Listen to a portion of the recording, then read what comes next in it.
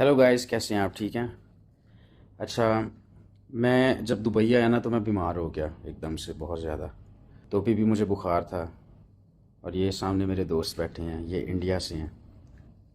और इनका नाम है चार्ल्स फिलिप।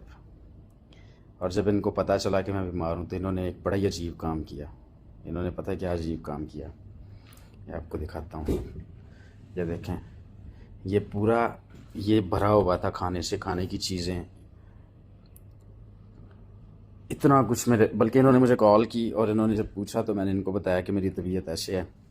मैंने इनके घर जाना था, लेकिन इन्होंने, जब इनको पता चला तो इन्होंने कहा कि खाना कुछ भी मत बनाना, मैं घर से खाना बना के ला रहा हूँ क्योंकि आप बीमार हैं।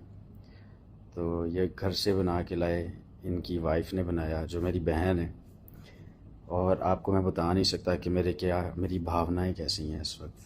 मैं बहुत खुश हूँ। I am so happy. तो इस तरह के दोस्त होने चाहिए। सो बस अपनी खुशी आप सबके साथ बांटनी थी। Thank you for watching. See in the next video. Bye bye.